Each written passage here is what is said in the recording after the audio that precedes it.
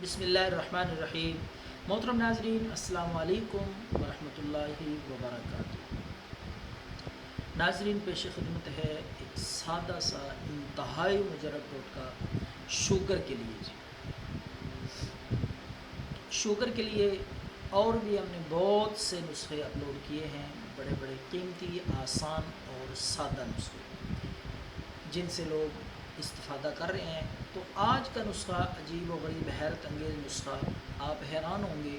और वो लोग जो शुगर में मुब्तला हैं ये नुस्खा इस्तेमाल करके हैरान होंगे कि कितना अल्लाह रब्बुल आलमीन ने इस नुस्खे में शिफा रखी है, असर रखा है। तो नाज़रीन, आपने सुबह खाली पेट बाहर निकलना है, चहलकदमी करनी है, वॉक करनी है, तो उसके साथ आपने एक अदद बेरी का पत्ता ले लेना है। हर रोज़ नया पत्ता लेना है। कोशिश करें कि ताज़ा नया पत्ता हर रोज़ वो आप इस्तेमाल करें।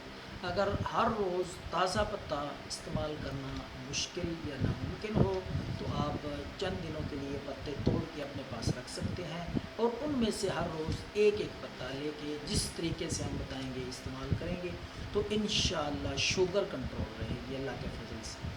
ये बेरी का दरख्त बहुत ही बाबरकत है, कुरान मजीद में भी इसका ज़िक्र आया है और बड़ा ही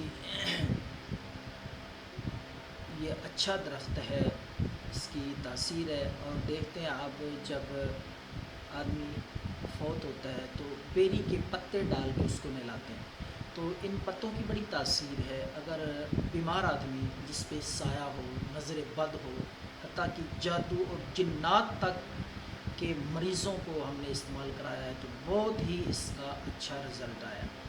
तो पहले वो हम बता देते हैं, जादू वाले या साए जिन्नात वाले ऐसे मरीज़ जो इस मरज़ में मुब्तला हैं, अगर वो 7 पत्ते बेरी के लेकर पानी में डाल के अच्छी तरह उनको थोड़ी देर के लिए रख दें, तकरीबन आधा घंटा, उसके बाद उसके साथ गुस्ल करें।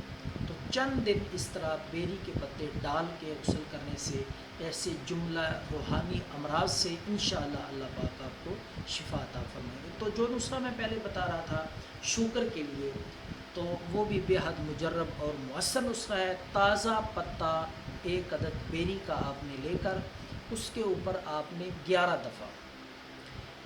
दफ़ा ये पढ़ना है, हाज़ा मिल्हुन उजाज। ये कुरान मजीद की आयत है, हाज़ा मिल्हुन उजाज। 11 दफ़ा ये आयत मुबारका पढ़ के उस पत्ते पे दम करके आपने निहार मुँह सुबह खाली पेट उसको चबा के अच्छी तरह बारीक करके निगल लेंगे।